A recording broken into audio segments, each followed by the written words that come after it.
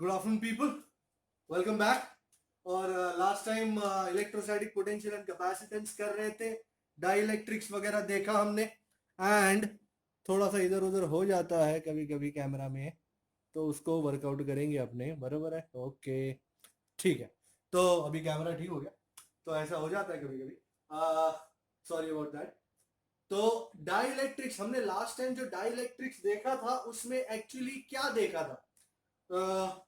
Dielectrics में हमने देखा था लास्ट टाइम कि suppose if I have a capacitor, this is my capacitor, and इस पे सपोज पॉजिटिव चार्जेस लगाया है, इस पे नेगेटिव चार्जेस लगाया है। एंड अब मैं इसमें, अच्छा, in the absence of dielectric, electric field is E O. पर जब हमने डाइलेक्ट्रिक डाला तो उसकी वजह से इंड्यूस चार्जेस आ गए, ये ब्लू कलर के इंड्यूस चार्जेस जो इस यहां पे आए और यहां पे भी आए। उसकी वजह से एक नया इलेक्ट्रिक फील्ड डेवलप हुआ। उस इलेक्ट्रिक फील्ड को हमने नाम दिया EP, right? And as a result the net electric field between the two plates now E is EO minus EP.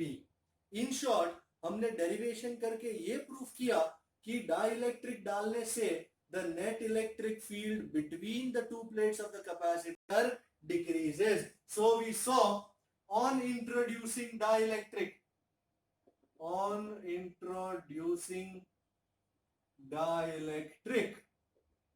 नया इलेक्ट्रिक फील्ड पे क्या असर होती है? Electric field E is EO by K. Here K was the dielectric constant. And you know, air या vacuum का dielectric constant होता है 1। इसका इंसुलेटर्स का डाइलेक्ट्रिक कांस्टेंट होता है ग्रेटर देन 1, एंड मेटल्स का होता है इंफिनिटी। तो नया कैपेसिटेंस कितना? न्यू कैपेसिटेंस, मैंने आपको बताया था, electric field decreases by a factor K, capacitance increases by a factor K. तो C is K times CO, which is epsilon 0 K A by D. So this was the entire idea of dielectrics. हमने last time ये भी देखा था कि अगर capacitor में fully dielectric डाला हो तो इक्वेशन बन जाता है एप्सिलॉन 0 के ए बाई डी। उसके बाद एक और केस हमने देखा था, मैं इसको उड़ा देता हूं। एक और केस जो हमने देखा था वो इस तरीके का था कि सपोज मैंने पूरा डाइलेक्ट्रिक नहीं भरा, बट समथिंग लाइक दिस, ये दो प्लेट्स है कैपेसिटर की, डिस्टेंस दोनों के बीच में है d, और मैंने बीच में एक डाइलेक्ट्रिक का स्लैब रखा है, घटिया प्लेट बनाया मैंने, ये बढ़िया प्लेट है, ओके। और मैंने जो डाइलेक्ट्रिक डाला वो स्लैब ये रहा, एंड इस स्लैब का डाइलेक्ट्रिक कांस्टेंट है K, and thickness of this slab is T। तो हमने इसका इक्वेशन निकाला था कि what is the total capacitance of this situation. If you remember, हमने ये बात करी थी कि total potential difference is potential difference in air plus potential difference in dielectric. Potential difference in air, यहाँ पे इलेक्ट्रिक फील्ड कितना है ईओ, और यहाँ पे इलेक्ट्रिक फील्ड कितना है ईओ बाय के, और उस तरह पूरा कैपेसिटेंस का इक्वेशन निकाला था। May be you remember, it was something like C is epsilon 0 A over D minus T plus T by K। इसको यूटिलाइज करके मैं एक एक्सेप्शनल केस, एक नया केस, स्पेशल केस डालने वाला हूं कि सपोज मैं कैपेसिटर के अंदर मेटल का स्लैब डालूं, तो स्पेशल केस क्या है? metal slab of thickness A, ये A is introduced inside a capacitor having distance between the two plates as B. You know, B is the distance between both the plates, these two plates. And जो metal slab है उसका thickness कितना है A. Find new capacitance. ये थोड़ा लंबा है. Find new capacitance. इसी फॉर्मूला को यूज किया जाएगा, बट सबसे इंपॉर्टेंट वर्ड जो स्टेटमेंट है वो मैं यहां लिखूं कि फॉर मेटल्स के कितना होता है, शायद आपको याद हो, मैंने बताया था इंफिनिटी होता है. And as a result here what is the distance between the two plates? D क्या है? B. And thickness of slab कितना है तुम्हारा? ए. तो नया capacitance C is epsilon 0a over d minus t plus t by k. सब कुछ introduce करने वाला हूं. epsilon 0a over d कितना है? b माइनस t कितना है? a प्लस t कितना है? a अपॉन k कितना है? इंफिनिटी. a अपॉन इंफिनिटी क्या हो गया? 0. तो तुम्हारा फाइनल इक्वेशन क्या बचा? What is the final capacitance? c is epsilon 0a over b minus a. मतलब अगर आप मेटल स्लैब डालते हो तो उतनी जगह कैपेसिटर के अंदर से कट जाती है. तो जो तुम्हारा epsilon 0a by d होता था वो तुम्हारा epsilon 0a over b minus a हो जाएगा. This is a very special case. And इस केस को मद्देनजर रख के मैं एक इंपॉर्टेंट इलस्ट्रेशन सॉल्व कर रहा हूं. अगर आपके पास टेक्स्ट बुक हाजिर है तो टेक्स्ट बुक का इलस्ट्रेशन नंबर 2.8 है शायद. यस 2.8 है. Very good illustration. अगर आपके पास टेक्स्ट बुक है तो आप खोल लो. मैं इसको उड़ा देता हूं. इसी तरीके का इलस्ट्रेशन है ये. Illustration 2.8 that's page number 77 for you. So page number 77 पे इलस्ट्रेशन 2.8 वर्कआउट हो रहा है. तो लेट्स फाइंड दैट आउट क्या बोलता है वो, फिर उसको आगे देखेंगे. ऑलराइट. सो इलस्ट्रेशन नंबर 2.8 क्या कहता है? Let me look at the illustration. Illustration ये कहता है कि a slab of material of dielectric constant K has the same area as the plates of a parallel plate capacitor but has thickness 3 by 4d where d is the separation of the plates. How is the capacitance changed when the slab is inserted between the plates? वो की डोकी scene सपाटा क्या है? तुम्हारा thickness क्या है metal plates का? 3 by 4d और तुमको कैपेसिटेंस चाहिए. तो let me draw that diagram for you. That fundamentally lovely diagram. दे दो प्लेट्स हो गए. Distance between the two plates is d. And अब हमने डाला है ये slab. Beautiful slab. Looks like अ मार्बल स्लैब. वो. And this one of course has dielectric constant K. And कितना थिकनेस है? 3d by 4. हम वही प्रोसीजर करेंगे जो हम करते हैं. सबसे पहली बात, डाइलेक्ट्रिक के स्लैब की कितनी थिकनेस है? 3d by 4. तो एयर की कितनी थिकनेस हुई? थिकनेस ऑफ एयर कितना है? You know d minus t. d minus 3d by 4 कितना हो जाता है? d by 4. Thickness of dielectric कितना है? डाइलेक्ट्रिक का thickness 3d by 4. What is the electric field in air? Electric field in air is EO and electric field in dielectric, isn't it EO by K? And as beautiful as it looks.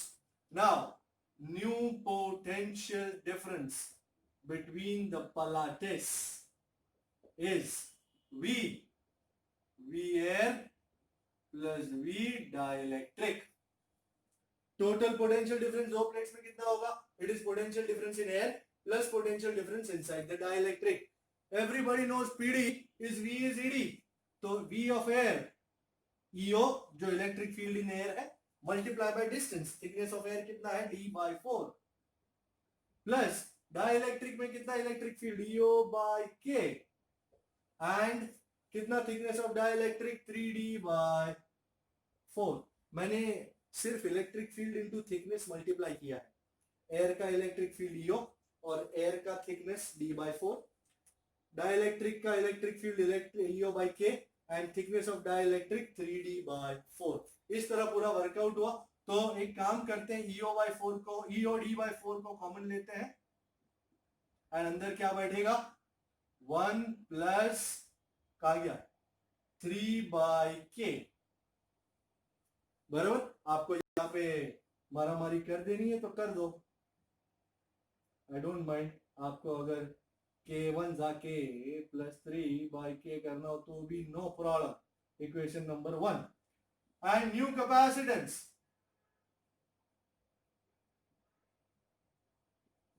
कितना है भाई? नवा capacitance C.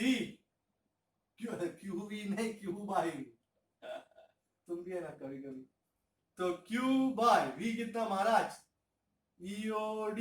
ये by चढ़ गई ऊपर और नीचे कौन बचा EOD की जगह? K प्लस 3 एंड ये K चढ़ गया ऊपर. सर ये आंसर है? ये आंसर नहीं है मेरे भाई, अभी तो आंसर चालू है. सबसे पहले Q कितना? 4K. Q is sigma into A. Electric field कितना? Sigma by epsilon 0. और सिग्मा सिग्मा मर गए, एप्सिलॉन 0 चढ़ गए और फाइनली चढ़ने के बाद तुम्हारा कैपेसिटेंस कितना है लेडीज एंड जेंटलमैन? 4 चढ़ा दिया, एप्सिलॉन चढ़ा दिया ऊपर. 4 epsilon 0 Ka over D K plus 3. अगर आप इसको ध्यान से देख रहे हैं आपको इसमें एप्सिलॉन 0 A/D नजर आएगा. आ गया नजर? Epsilon 0 A/D. ये तो जूना कैपेसिटेंस है. तो फाइनल आंसर कितना हुआ? मैं इसको उड़ा देता हूं और फाइनल आंसर तो यहां भी लिख सकते हैं वैसे. C is 4K C0 over K plus 3. आपका ये आंसर टेक्स्ट बुक में वर्कआउट हो रहा है perfectly, no problem at all. बीच में ऐसा ऐसा हो गया था तो फिर इसको सही किया, कोई दिक्कत नहीं. सो 4K C0 over K plus 3 आपका इलस्ट्रेशन 2.8 का आंसर है. आप एक सेकेंड इसको चेकआउट कर लो. मैंने कुछ नहीं किया, वही किया है जो हमेशा किया था. लास्ट टाइम भी 2 न्यूमेरिकल इसी आइडिया को लेके किए थे. So same old shit different day. So you might as well check this out. And now what I'm going to do, I'm going to present 2 different cases.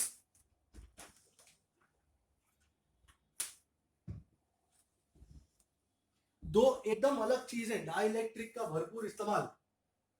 वैसे ऐसे type के numericals JEE NEET वगैरह में खास पूछे जाते हैं, but यहां अपना करना लाजमी है. बोर्ड में भी कभी कभी यू नेवर नो, अचानक पूछ ले. यू कांट से क्या पूछेगा क्या नहीं पूछेगा. तो अपने को ये करना बहुत जरूरी है.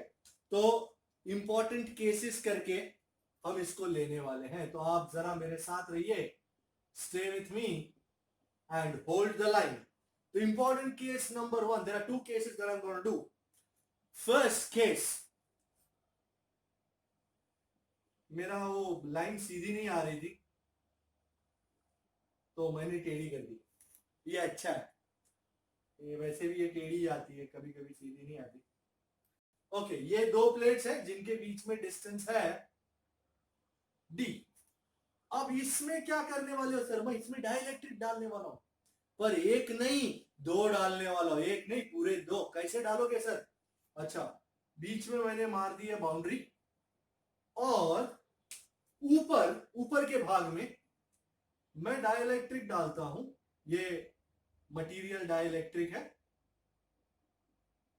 जिसका डाइलेक्ट्रिक कांस्टेंट है K1 और जिसका थिकनेस है D1।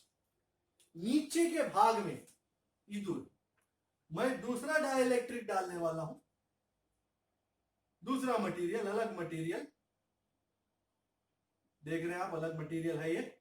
इसका डाइलेक्ट्रिक कांस्टेंट है K2 और डिस्टेंस है D2।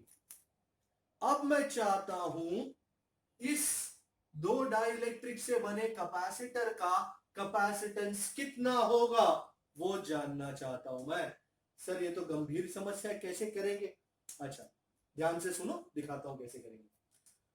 दो डाइलेक्ट्रिक डालने से दो अलग कैपेसिटर खड़े हो गए। पहला कैपेसिटर है ये, this capacitor which is made of these two plates 1 and 2। Capacitor की प्लेट्स का एरिया A है और इन दोनों प्लेट के बीच में डिस्टेंस है D1। तो भाई पहले कैपेसिटर की कैपेसिटेंस कितनी हुई? मैंने आपको सिखाया था, अगर डाइलेक्ट्रिक कांस्टेंट डाले हो तो कैपेसिटेंस इज एप्सिलॉन 0 Ka/d। तो C1 एप्सिलॉन 0 K1, एरिया कितना प्लेट्स का? A, एंड इन दो प्लेट्स के बीच में डिस्टेंस कितना है? D1। This is my equation number 1। And दूसरा कैपेसिटर है ये, वो मस्त एकदम चकाचक। अच्छा ये जो है K2 डाइलेक्ट्रिक से बना हुआ, of which two plates is it made? These two, 1 and 2। wow, this is my capacitor। how much is the capacitance? C2 is epsilon 0 K2, area of the plates पूरा A, by how much is the distance between the two plates? D2।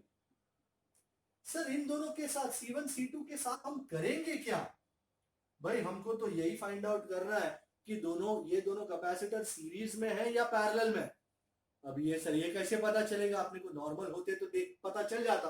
Okay ध्यान से देखिए, उसका भी तरीका है मेरे पास, एकदम मस्त एक एक ट्रिक है, समझ जाओगे तो दिक्कत नहीं। इन तीनों प्लेटों को नंबर दे देता हूं मैं, 1 2 3। अब based on your observational skills can you tell me, जो ये K1 डाइलेक्ट्रिक कांस्टेंट वाला कैपेसिटर है C1, कौन सी दो प्लेटों से बना है? 1 and 3। सो C1, अच्छा नीचे ही लिख देते हैं अपने, C1 made of plates 1 and 3। C2 ये वाला कैपेसिटर जिसमें K2 है, वो कौन सी दो प्लेट से बना हुआ है? 2 and 3।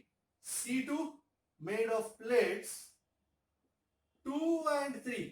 आप देखो दोनों कैपेसिटर में कितनी प्लेट्स कॉमन है? एक, नंबर 1 मतलब प्लेट नंबर 3। तो इस तरह वर्कआउट होगा ये C1 जो कौन सी दो प्लेट से बना हुआ है? 1 and 3। और ये C2 कौन सी दो प्लेट से बना हुआ है? 2 and 3। आप देख रहे 3 नंबर दोनों में कॉमन है। वाह! और ये डायग्राम देख के शायद कोई बता सके कि इन दोनों में कितने हाथ कॉमन है? एक हाथ दोनों ने पकड़ा हुआ है एक एक का, एंड वो भी प्योर। तो C1 और C2 किस में हो गए? Series. So C1 and C2 are in series because दोनों में plate number 3, only one plate is common, plate number 3 here, and as a result both are said to be in series। and what is the equivalent capacitance? 1 by C equivalent, series के लिए 1 by C1 plus 1 by C2। मेरे पास C1 है, मेरे पास C2 है। This is D1 by epsilon 0 K1A plus D2 by epsilon 0 K2A। मैं epsilon 0A 1 by epsilon 0A को common लेता हूं, D1 by K1 plus D2 by K2। Shall we take LCM gentlemen? नीचे K1 K2 LCM, D1 K2 plus D2 K1, ये इकड़े वो तिकड़े, D1 K2 plus D2 K1। पर ये answer नहीं है क्योंकि ये 1 by C इक्विवेलेंट है। लोग बहुत गलती करते हैं इसमें। ये आंसर, अरे आंसर नहीं बाबा, ये 1 by C इक्विवेलेंट है। पलटी तो मार, C इक्विवेलेंट, पलटी मार के उल्टा epsilon 0A K1 K2 the whole over D1K2 plus D2K1। एकदम रापचिक, फर्स्ट क्लास। ये सब तो होता जाएगा, बट दो सबसे इंपॉर्टेंट चीजें, जब भी कोई कैपेसिटर मिले इस तरह का, तो सबसे पहले इंडिविजुअल कैपेसिटेंसेस फाइंड करो। जैसे ये दो है, तीन होते तो C1 C2 C3 होता, बराबर। कितना एरिया है, कितना डिस्टेंस बिटवीन द प्लेट्स है, वो सब लिखो। और फिर देखो कि इन सब कैपेसिटर्स में कितनी प्लेट्स कॉमन है। इन दोनों में ये बना था प्लेट्स 1 एंड 3 से, ये बना था प्लेट्स 2 एंड 3 से। इन शॉर्ट दोनों में सिर्फ एक प्लेट कॉमन होने से they are both in series. मैं आपको इसका उल्टा वर्जन भी दिखाता हूं, आप एक सेकंड इसको देख लो। मैं आपको इसका अलग वर्जन दिखाता हूं जिसमें चीजें पैरेलल में भी होंगी। Don't worry about that. So coming up in front of you is the second case wherein I am going to take two dielectrics, no doubt, same old shit, and I am going to arrange them. सब कुछ arrangement पे ही है। तुम किस तरह arrange करते हो dielectrics को, किस तरह उनका डिस्टेंस देखते हो, उनका क्या देखते हो, क्या नहीं देखते हो, सब उसके ऊपर ही है। तो ध्यान से देखे, मजा आएगा। वही दो plates,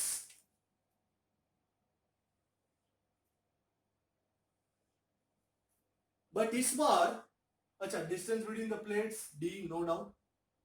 area of each plate is A, no doubt.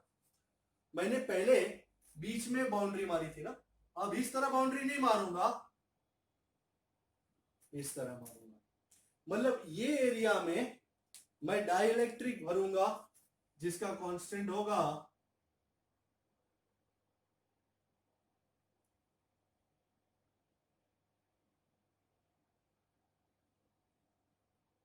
K1, and इधर मैं ऐसा डाइलेक्ट्रिक भरूंगा जिसका कांस्टेंट होने वाला है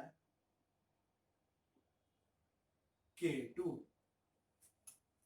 देखा आपने, यहां पे लेट अस से area is A1 and let us से यहां पे एरिया इज। अब श्रीमान, सबसे पहले ये पहला कैपेसिटर क्रिएट हो गया, ये वाला।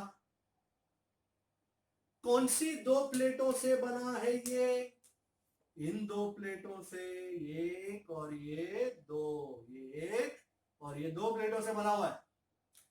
कितना कैपेसिटेंस होगा? C1 epsilon 0 K1। अच्छा, प्लेटों का एरिया कितना है महाराज? A1।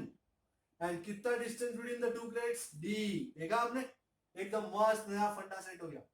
अच्छा, उसी तरह सेम आइडिया हियर, ये वाला कैपेसिटर C2, मस्त जलेबी बना देता हूं मैं, अच्छी लगती है जलेबी मेरे। ये कैपेसिटर कौन सी दो प्लेट्स? 1 एंड 2। क्या बात है राजा। कितना एरिया है प्लेटों का? पूरा है ना मुन्ना, A2 है ये, बराबर। ये जो कैपेसिटर बना है उसकी प्लेट का एरिया है A2, तो एप्सिलॉन 0 K2 A2 बाय कितना लूं? दो प्लेट्स के बीच में डिस्टेंस कितना? D। आपने देखा, इसमें एरिया चेंज हो रहा है, उस वाले में डिस्टेंस चेंज हो रहा था, और कोई फर्क नहीं है। ऐसे और फर्क तो है सर, ये दोनों किस में है? उसके लिए तो भाई दूसरा कोई उपाय नहीं है, प्लेटों को नंबर देना पड़ेगा। ये प्लेट नंबर 1, ये प्लेट नंबर 2, ये प्लेट नंबर 1 और ये प्लेट नंबर 2। C1 जो है, which two plates is it comprising of? C1 is made of plate 1 and 2. So C1 made of plates 1 and 2. Okay. What about C2? C2 is made of which two plates? 1 and 2. Oh my lord. C2 is made of plates. So, in your extreme intelligence, do you agree? 1 इसमें भी है, इसमें भी, 2 इसमें भी है, इसमें भी, दोनों की दोनों प्लेट्स कॉमन है। तो परिस्थिति कुछ इस प्रकार हो जाती है। ये C1 जो है प्लेट्स 1 और 2, एंड C2 जो है प्लेट्स, भाई किस में लग रहा है श्रीमान? पैरेलल में लग रहा है। दोनों ने दोनों के दोनों हाथ पकड़े हुए हैं। वाह वाह वाह, C1 और C2, प्लेट 1 भी कॉमन, प्लेट 2 भी common, so C1 and C2 are in प्यारे लाल. So what is the equivalent capacitance, people? As easy as it looks, C equivalent is C1 plus C2. C1 is how much, people? Epsilon 0 K1 A1 by D. C2 epsilon 0 K2 A2 by D. I think epsilon 0 by D comes out to be common. And क्या मिला मेरे को? K1 A1 plus K2 A2. मेरा आखिरी पड़ाव, और ये बहुत ही बढ़िया इक्वेशन मुझे यहाँ पे मिल गया. पर ये सब तभी पॉसिबल है जब आपको ये पता हो कि पहली तो कैपेसिटेंस कितनी है, एंड दूसरा इस कैपेसिटर कौन सी दो प्लेट से बना है, 1 and 2. ये कैपेसिटर कौन सी दो प्लेट से बना है, 1 and 2. And when you see both plates are common, you will judge that both are in parallel, and as a result आपका ये इक्वेशन, पैरेलल का क्या होता है capacitance, C equivalent is C1 plus C2, and इस तरह तुम्हारा ये आइडिया सॉल्व हुआ. थर्ड आइडिया में हम एक आध 2 मिनट का ब्रेक लेंगे अभी. थर्ड आइडिया में मैं दोनों कर लूंगा, सीरीज भी और पैरेलल भी. बहुत मजा आने वाला है. Stay with me and you will hold the line, and in that idea we shall look at both types of connections, series as well as parallel. Worksheet का सम है आपका. अगर वर्कशीट खुली नहीं है तो you might as well go and find out the worksheet, नहीं तो मैं हूं ही. Alright, I'll be back.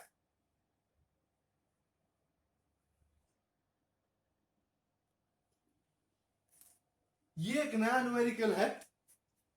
I've got these two plates and बीच में मैंने एक बाउंड्री मारी है exactly midway. So if you want, I can write this as d by 2 and d by 2. And अब मैंने ऊपर के रीजन में कांस्टेंट मटेरियल भरा है,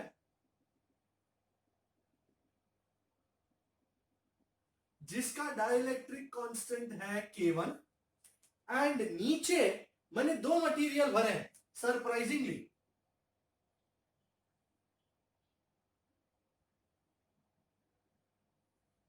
ठीक है, ठीक है. ये थोड़ा टेढ़ा है, थोड़ा पैरेलैक्स एरर रहता है. इधर भी अलग भरा, इधर भी अलग भरा. मेरे पास बहुत थे तो मैंने बहुत भरा. ये वाला है K2, 2 नजर आ रही है, और ये वाला है, ये तो सेम हो गया. लाइन मारने का थोड़ा अलग स्टाइल रहना बनता है.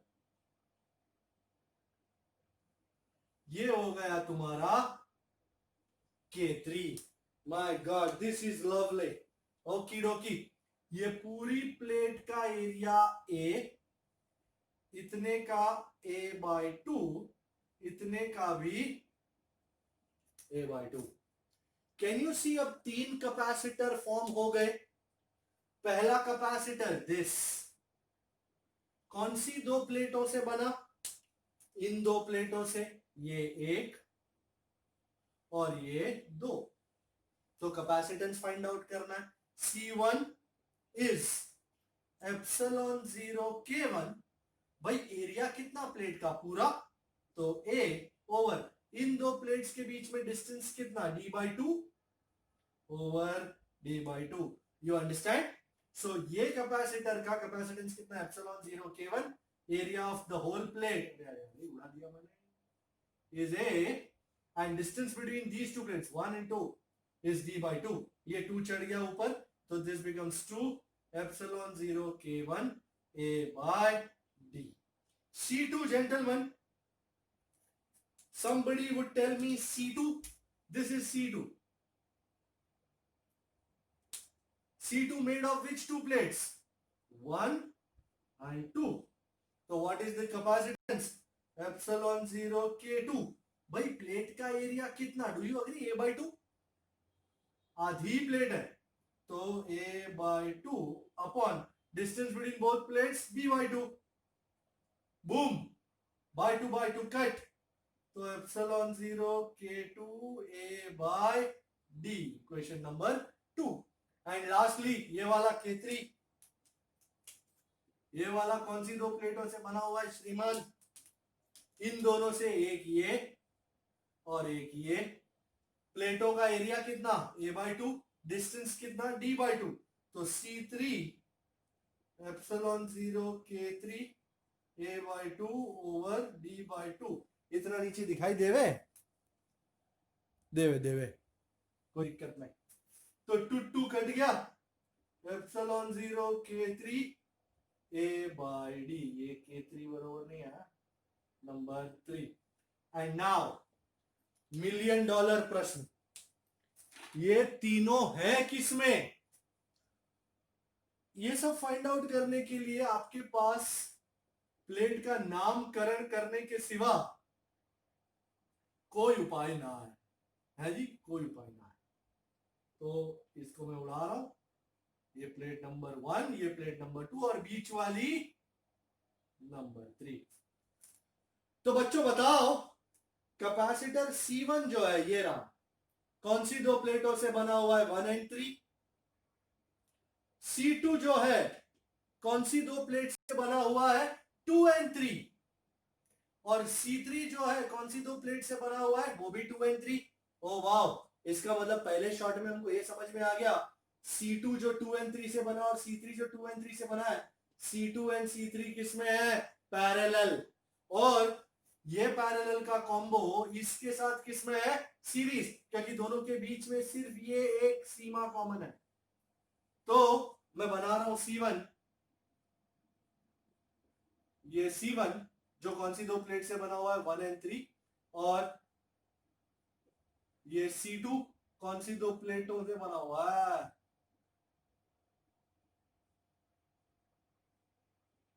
2 and 3. और ये C3, ये भी कौन सी दो प्लेटों से बना हुआ है? 2 and 3. माय गॉड, ये दोनों है कौन से लाल में? प्यारे लाल में. और ये कॉम्बो इसके साथ किसमें है? Series. Can you see? C2 made of plates 2 and 3, C3 made of plates 2 and 3, दोनों पैरेलल में. C1 made of plates 1 and 3. तो इन दोनों में, इस कॉम्बो और इस कॉम्बो में 3 नंबर की प्लेट कॉमन है. तो C2 and C3 are in parallel. तो पहले उसका निकालेंगे, क्या? Equivalent capacitance. तो मेरे पास C2 भी है, मेरे पास C3 भी है. तो epsilon 0 k2 a by d plus epsilon 0 k3 a by d. भाई एक स्टैंडर्ड का ऑपरेशन है ये. एप्सिलॉन 0 a by d को कॉमन लिया जाए, ब्रैकेट में k2 plus k3. And finally C dash, ये C डैश है, C डैश और C1 किसमें है? सीरीज. सो सीरीज का 1 by C equivalent is 1 by C dash plus 1 by C1. मेरे पास C डैश ये रहा, मेरे पास C1 ये रहा. तेरे पास क्या है बेटा? तेरे पास आंसर है. तो मैंने जानबूझ के 3 टुकड़े किए इसके, ताकि दोनों में हो जाए. C डैश पलटी मार के उल्टा,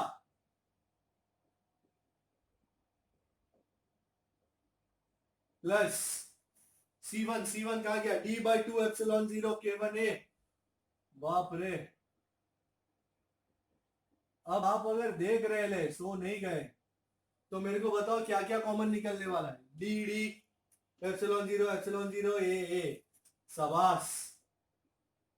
d by epsilon 0 a combined. नीचे क्या निकलेगा? 1/k2 plus k3. और यहां पे एलसीएम का मामला है दिलबर.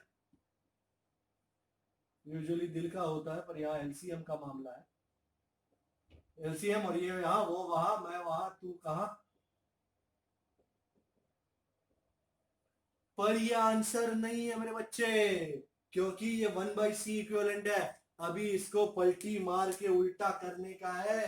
तो पलटी मारा, C इक्विवेलेंट इज, ऊपर जो गया ये रहा एप्सिलॉन 0 a by d. ऊपर और कौन कौन गए? 2k1 k2 plus k3 the whole over 2k1 plus k2 plus k3। जालिम, ये बाप सम था एक एक का, पता नहीं किसका पर है। जबरदस्त सम है, बहुत ही मस्त एकदम। और एक एक लॉजिकल आइडिया उठा के इसको सॉल्व किया गया। अगर आप ध्यान से देखें तो आपको अंदाजा आएगा।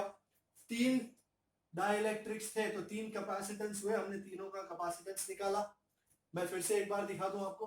पहले वाले का कैपेसिटेंस कितना निकाला है, एप्सिलॉन 0 k1।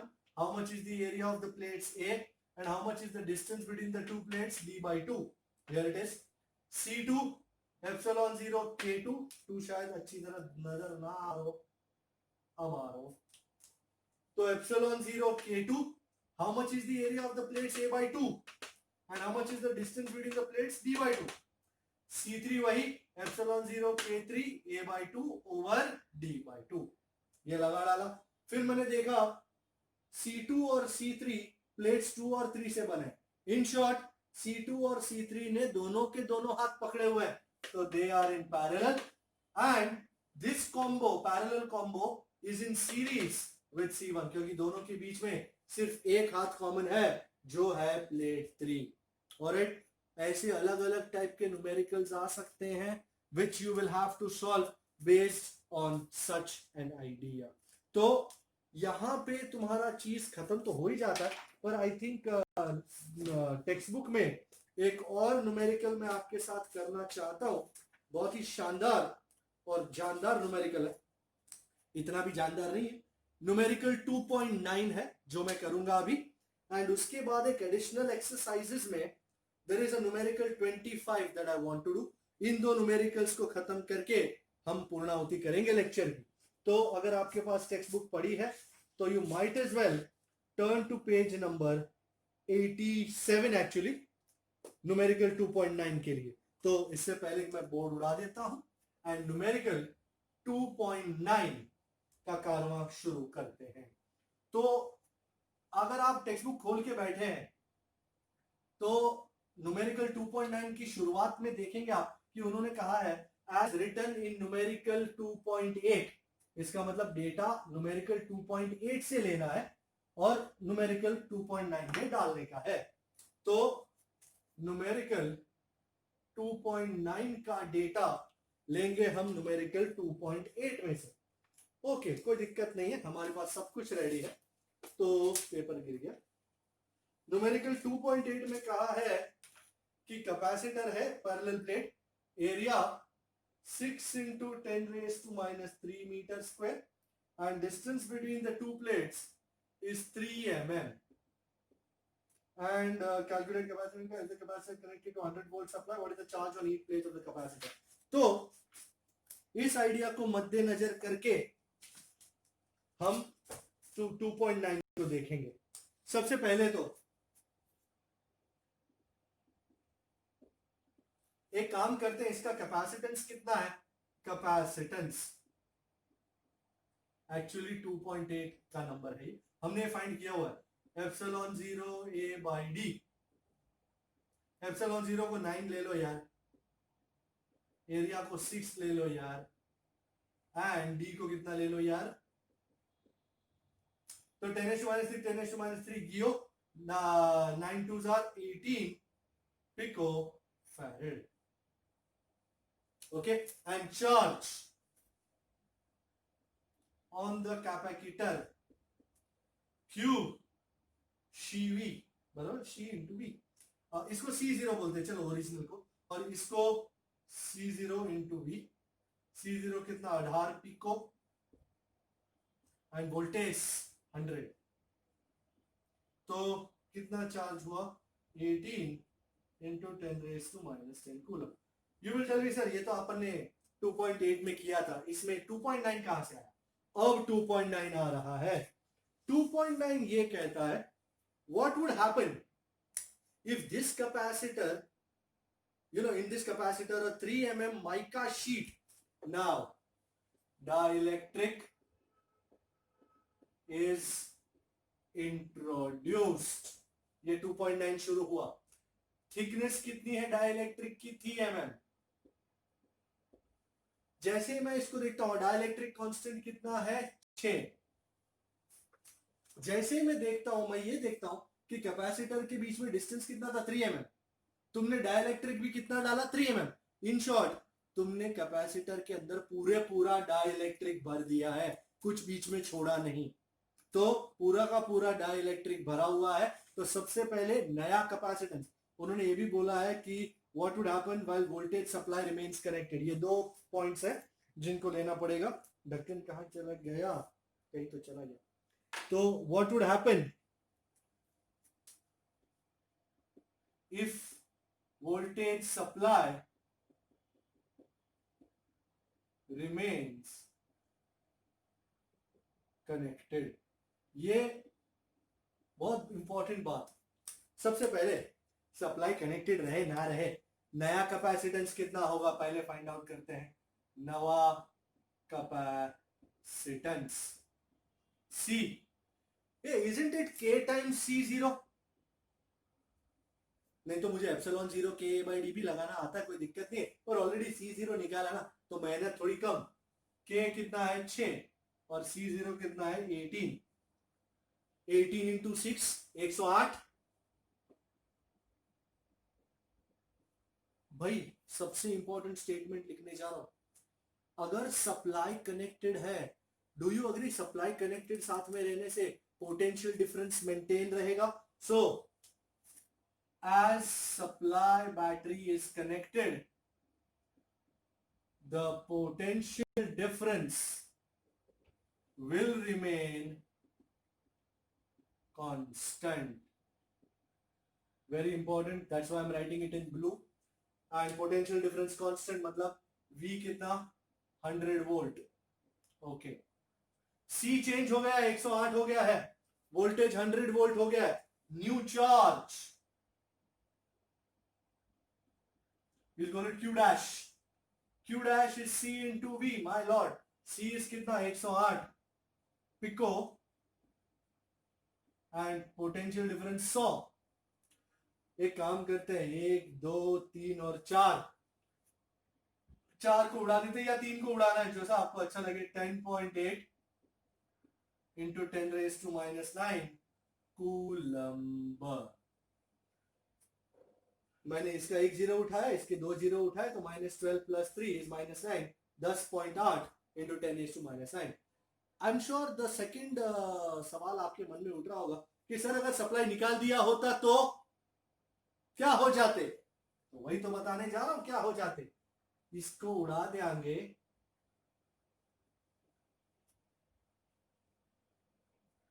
सेकंड पार्ट,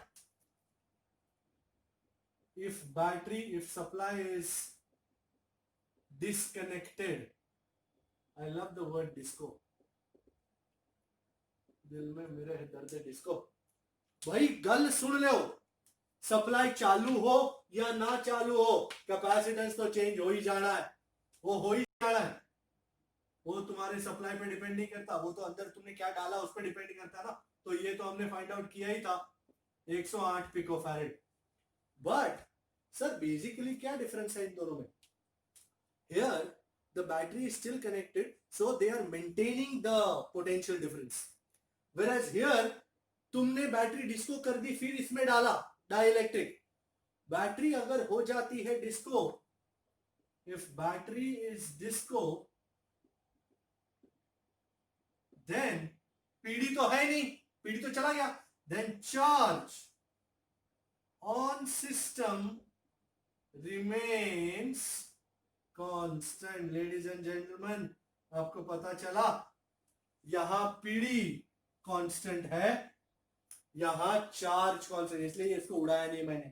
तो न्यू चार्ज, चार्ज क्यू कितना था वही रहेगा, चार्ज में चेंज आएगा नहीं, क्योंकि चार्ज में चेंज तभी आएगा जब पोटेंशियल डिफरेंस चेंज होगा, पोटेंशियल डिफरेंस रहेगा। पर पोटेंशियल डिफरेंस तो निकाल दिया तुमने, जो सोर्स था वो तो निकाल दिया, तो अब तुम्हारा चार्ज चेंज हो पाएगा नहीं। पर हाँ, पोटेंशियल डिफरेंस जरूर चेंज हो जाएगा। New PD, new PD. अब ये मत बोलना सर वी इज ईडी, इसमें ना ई है ना डी है, तो इसमें Q इज CV वाला फंडा लगेगा, तो V dash is Q by C। Q है मेरे पास 18 इंटू 10⁻⁻10, C भी है 108। इसको 1.08 लिखो, काटने में मजा आएगा, खटक खटक। 18 बाय 1.08 करीबन 16 के आसपास, करीबन 16.6। This is, isn't it 10 by 6? So 10 by 6 is 16.6. Yes, I think it is volt. So आपने देखा पोटेंशियल चेंज हो गया, पोटेंशियल डिफरेंस चेंज हो गया। क्यों? क्योंकि तुमने बैटरी कर दी थी डिस्को, तो फिर क्या त्रास होगा इसको। सो बैटरी डिस्को कर दो तो चार्ज रिमेन्स कांस्टेंट, बैटरी रखो तो potential difference remains constant. So this was numerical 2.9 for you, and finally let us do the last item of the day, and after which we shall complete this chapter. It's a very important numerical. Actually additional exercises में spherical capacitor, cylindrical capacitor भी है, उसको हम JEE NEET वाले में लेंगे, वो additional में है तो उसको हम JEE NEET में इस्तेमाल करेंगे। ये हो गया तुम्हारा लास्ट न्यूमेरिकल 2.25। अच्छा क्या सीन है, एकदम मस्त है, बाबूराव मस्त है। 4 कैपेसिटर है, C1 100 pico farad,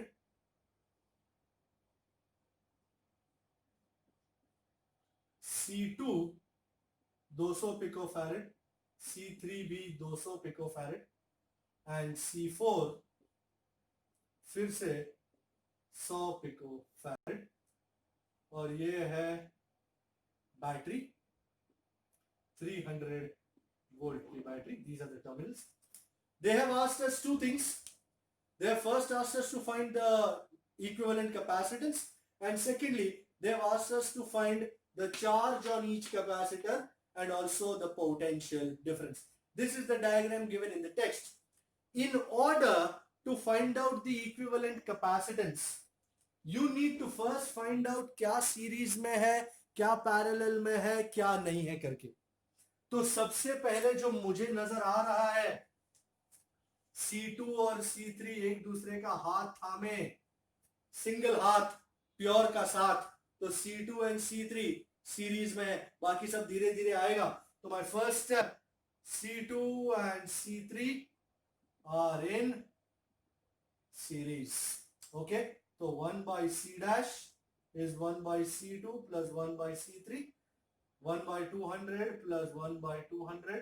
Let's cut a long story short.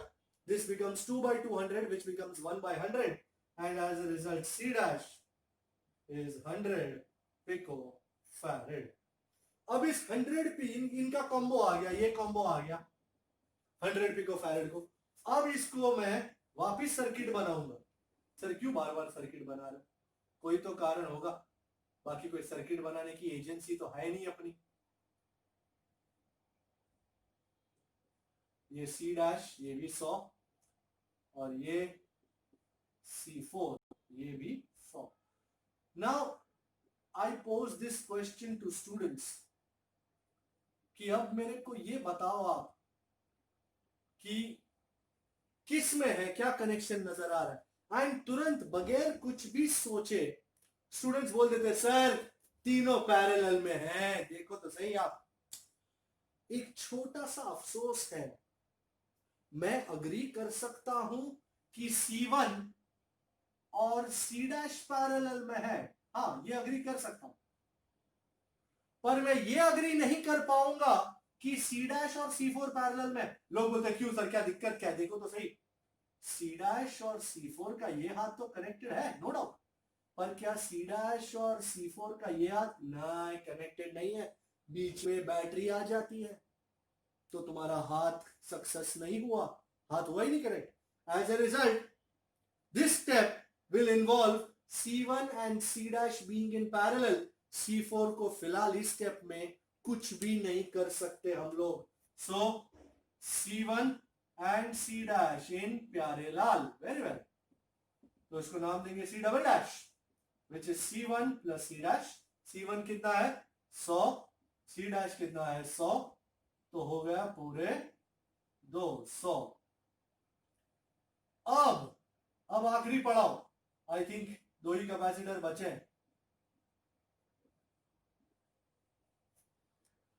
इस कॉम्बो को नाम दे दिया है सी डैश, तो अब लास्ट डायग्राम से C double dash, C double dash, और ये है C4।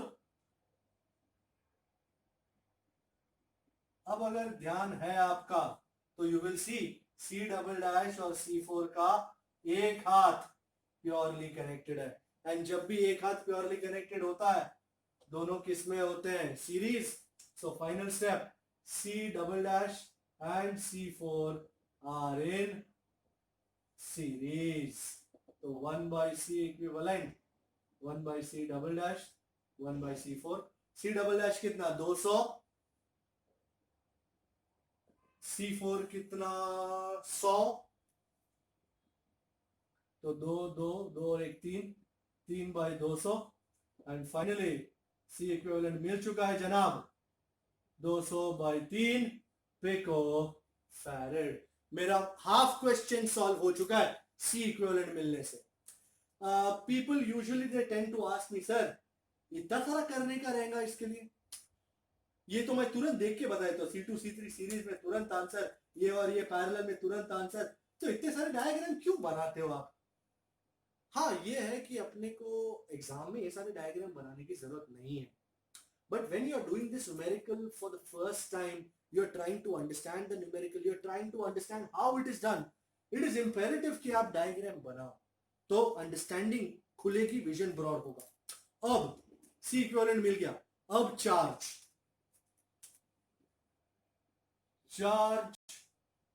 on the system is, भाई no equation better than Q is CV।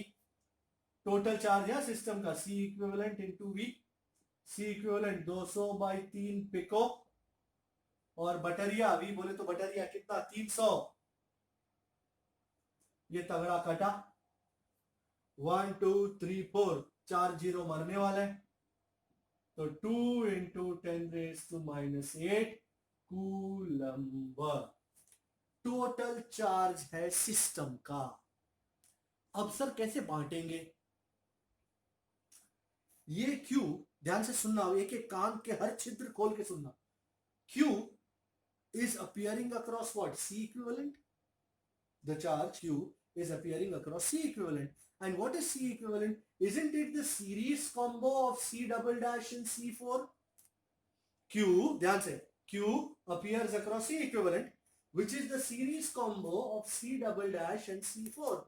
In series, the charge on each remains same. So, मैं लिखूंगा statements.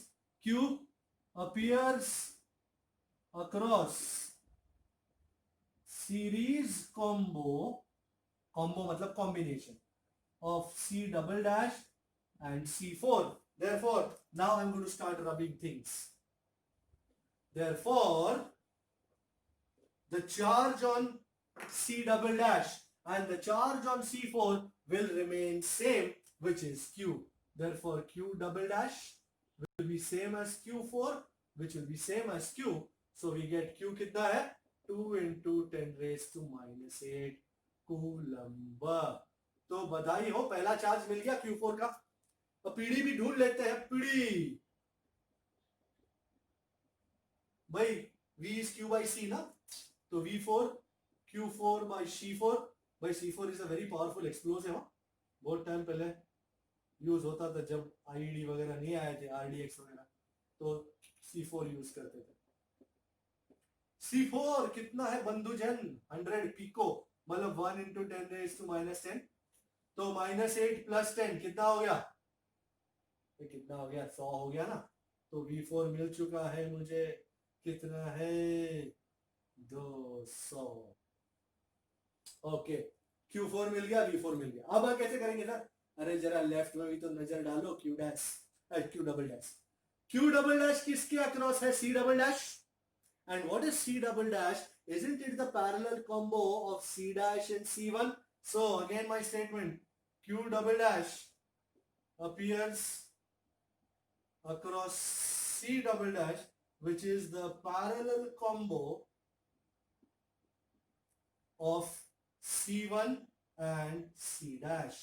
ओ parallel मतलब charge will divide. अगर तुम्हारे दो पैरेलल में है तो टोटल चार्ज डिवाइड करेगा, पर क्योंकि दोनों इक्वल है, as C1 equal to C dash, so charge divides equally. वाह वाह वाह, ये तो दो है तो इक्वल डिवाइड हुए, मतलब दोनों इक्वल है तो इक्वल डिवाइड हुए. तीन इक्वल होते तो तीन टुकड़े होते, सिंपल. अब ये मत बोलना सर अलग होते तो. याद है वो सिखाया था Q1 is QC1 over C1 plus C2, Q2 is QC2 over C1 plus C2. वही तरह सेम टू सेम. तो